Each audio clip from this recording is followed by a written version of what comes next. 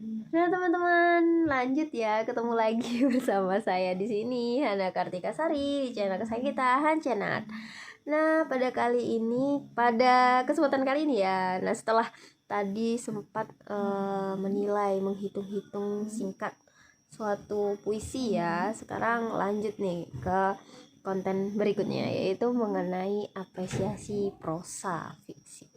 Dan kali ini Hana pribadi yang akan melakukan apresiasi pada suatu karya sastra yang berjudul Jangan Takut Jatuh Cinta, karya Yulisma Rempede.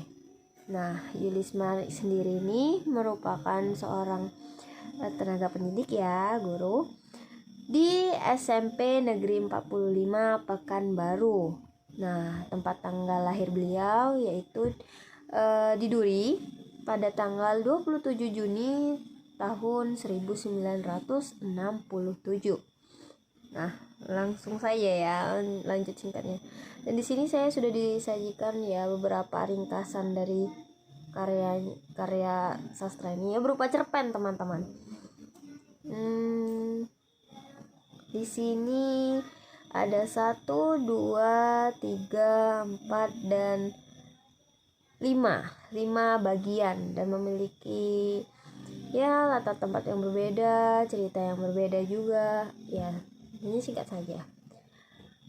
Nah, baik, untuk segi apresiasi apa yang akan saya lakukan itu mengapresiasikannya cukup mudah teman-teman. Kita mulai singkat saja. Kenapa nggak kita coba nih kalau seandainya saya nih Hana Kartika Sari sebagai lakon utama dari cerpen yang berjudul Jangan Takut Jatuh Cinta ini. Nah, sebelum itu Hana perlu menceritakan secara singkat ya detail dari cerpen ini. Jadi cerpen ini sendiri menceritakan seorang Wanodia yang bisa dikatakan merupakan gadis berparas cantik ya, yang hidup dari keluarga yang berlatar belakang tuh orang tuanya menikah atas adanya ketidakrestuan dari orang tua atau nenek kakek si tokoh utama ini, Wanodia, atau itu keluarga orang tua dari ayahnya ya, ayah dari Wanodia ini. Nah, jadi Wanodia ini memiliki seorang ibu. Nah, tentunya ibu dari Wanodia ini sendiri sebelumnya sudah menikah gitu. Menikah dan punya anak. Nah, anaknya ini di sini ada dikatakan 7 orang anak gitu. Jadi bagaimana ya, sudah terbilang sudah janda. Nah, seperti itu. Ini untuk antara jarak usia ayah Wanodia dengan ayah Wanodia dengan ibunya Wanodia ini sendiri cukup jauh ya, lebih tua ibunya daripada ayahnya. Nah, cerita singkatnya itu ayah Wanodia ini benar-benar tertarik atau jatuh cinta kepada ibu Wanodia yang merupakan seorang janda dan dengan usia yang begitu lebih tua ya daripada sang ayah dari Wanodia ini. Dan namun kisah cinta mereka itu tidak direstui, pada awalnya tidak direstui oleh kakek neneknya Wanodia ini, ayah kakek atau ayah ibu dari ayahnya Wanodia. Paham kan teman-teman? Jadi kakek neneknya Wanodia yang dari ayahnya ini atau orang tua ayahnya Wanodia itu tidak merestui hubungan ayah Wanodia dengan ibunya gitu. Nah, namun pada akhirnya ya hubungan mereka direstui. Nah, seperti itu. Dan lahirlah seorang wanita cantik ya, berparas cantik, yang memiliki watak yang sama dengan sang ayah, yaitu keras kepala ya, dari ibunya si Wanodia ini yang seorang janda dan lebih tua umurnya. Nah, seperti itu. Nah, suatu ketika Wanodia yang sudah menginjak usia dewasa tentunya ya merasakan apa itu jatuh cinta, apa itu cinta ya, seperti itu. Dia mengenal seorang pria dan mulai jatuh cinta. tuh jatuh cintanya tuh kalau anak muda sekarang tuh kebangetan gitu loh, saking cintanya tuh apa-apa tuh dilakuin. Nah seperti itu. Nah sebenarnya nih cerita cinta dari Wanodia sama ayahnya ini sangat erat ya, sangat erat. Apa ya, kemiripannya itu sama nih, seperti itu, dimana Wanodia ini tidak disetujui oleh ayahnya Wanodia untuk menikah atau berhubungan dengan seorang pria yang menurut ayah Wanodia ini tidak jelas gitu keberadaannya. Itu maksudnya bukan keberadaan ya, kayak keluarganya ini kayak dari entah berantah gitu, nggak tahu asalnya. Nah seperti itu, nggak ada wujudnya, mungkin seperti itu ya, karena di sini cuma ringkasan, jadi Hana cuma baca ringkasan dan itu ada 5 bagian, jadi kesimpulan Hana seperti itu. Nah jadi si Wanodia ini berharap kisah cintanya berujung sama dengan kisah cinta sang ayah, dan yang mana pada akhirnya direstui. Nah seperti itu. Nah memang, dan pada akhirnya kisah cinta Wanodia ini sendiri direstui atau disetujui oleh sang ayah gitu. Ya mungkin ayahnya ya sudahlah gitu. Mungkin ya. Nah seperti itu. Nah namun teman-teman, pada akhirnya si Wanodia ini setelah hidup bersama dengan pujaan hatinya, nah dimana sekarang udah jadi suaminya, ini bukannya bahagia, malah menimbulkan macam atau beragam luka ya, seperti itu, luka fisik, luka hati. Nah seperti itu ya, artinya apa kesimpulannya itu menghasilkan penyesalan gitu di dirinya Wanodia ini. Nah seperti itu ya, seperti itu. Lanjut ya, langsung aja kali ya, kita langsung apresiasiin. Oke, apresiasi yang pertama itu gimana kalau latar waktu itu diganti gitu. Di sana nunjukin berapa tahun sih, berapa tahun yang lalu ya, intinya udah sudah lama deh, kalau nggak salah 9 tahun ya, 9 tahun yang lalu. Nah itu ceritanya. Nah kalau andai kan nih Hana rubah latar waktunya jadi berapa tahun sebelum itu ataupun berapa tahun kemudian, menurut teman-teman seperti apa? Kalau menurut Hana pribadi ya ceritanya tidak akan berubah, kecuali Hana sendiri mengapresiasikan diri ke dalam cerita tersebut dan memiliki jalan sendiri. Nah iya, kita kunci dulu klop soal pasal waktu nih, pasal waktu ya, kita klop. Mau dirubah-rubah kapanpun, kalau emang ceritanya tanpa ada perubahan jalan atau pemikiran dari tokoh utamanya, dia tidak akan berubah. Nah kita kunci ya bagian waktu. Lanjut, kayak gimana kalau Hana nih yang jadi karakter utamanya di dalam cerita Jangan Takut Jatuh Cinta. Nah, itu berarti Hana di sini perannya jadi Wanodia ya. Kalau Hana sendiri ya, kalau perannya jadi Wanodia ya, sebenarnya ya pesan orang tua itu suatu hal yang paling mutakhir gitu ya, dirasa paling apa ya, benar atau apa sih. Intinya nasihat mereka itu selalu pasti ada buahnya. Nah gitu, kalau kita langgar juga ada ganjarannya. Kalau kita lakuin juga ada ganjarannya beda-beda gitu ya kan.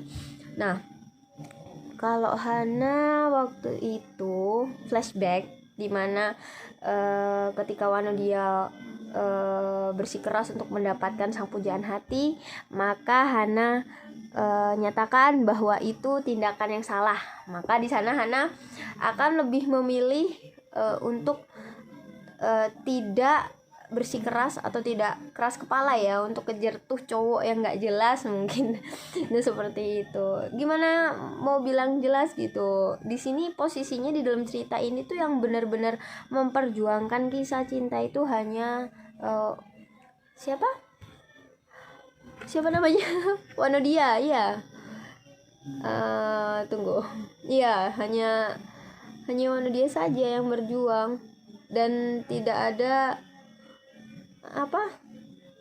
tidak ada perjuangan ikut campur sama si pujaan hatinya Wanodia ini gitu. Jadi untuk apa gitu loh.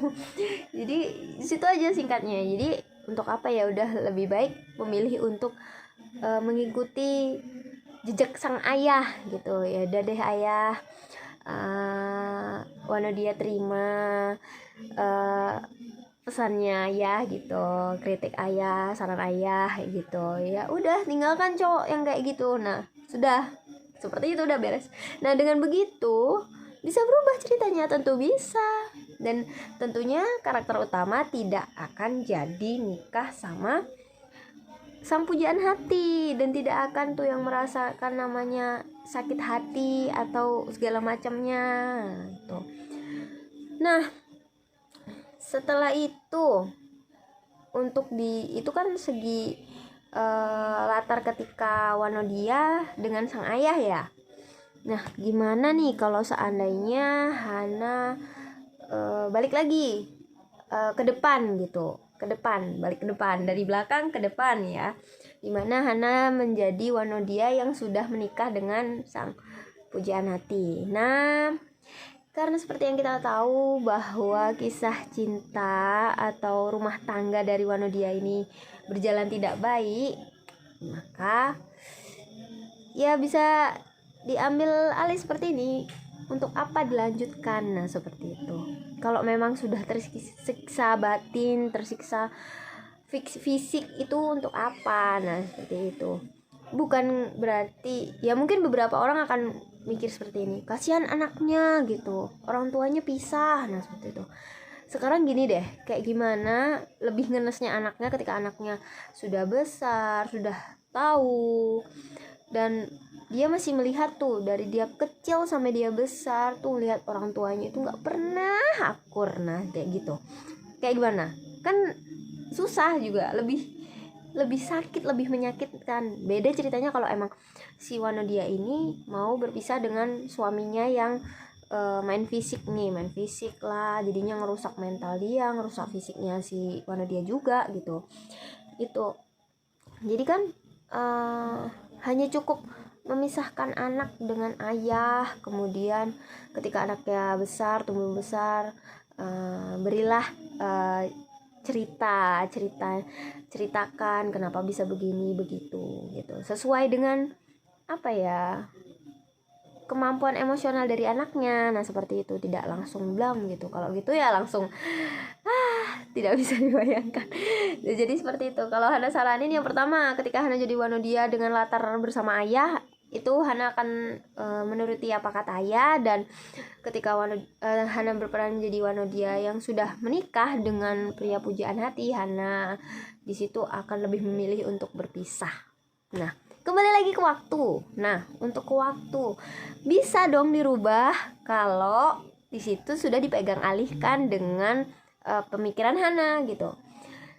Ketika Hana yang tadinya Wanodia yang, maaf teman-teman, Wanodia yang sejalan dengan pemikiran Hana tadi, atau nurut dengan kata-kata ayah, tentunya dong berjalannya waktu tidak akan menghasilkan penyesalan. Kenapa? Orang Wanodianya nggak jadi nikah kok kan sama pujaan hatinya yang bisa dikatakan pilihan yang salah. Nah seperti itu. Jadi tidak akan ada penyesalan. Nah seperti itu. Itu singkat loh ya kan, singkat. Sebenarnya untuk semua dari si cerita, semua yang berpengaruh itu tidak hanya berpatokan pada satu saja teman-teman, tapi melibatkan segalanya. Kayak tadi, jika Hana tidak berperan dalam karakter Wanodia ini, ya kemungkinan mau waktunya ditambah, mau waktunya dikurang, ceritanya akan tetap sama. Namun ketika Hana berperan di sana sebagai Wanodia dengan pendapat Hana yang seperti itu tadi ceritanya, tentunya ketika alurnya dimajukan atau ya waktunya dimajukan, ya jelas berbeda ceritanya, ya kan? Nah teman-teman sudah tahu kan kesimpulannya. Nah itu apresiasi singkat dari Hana dengan durasi 14 menit teman-teman.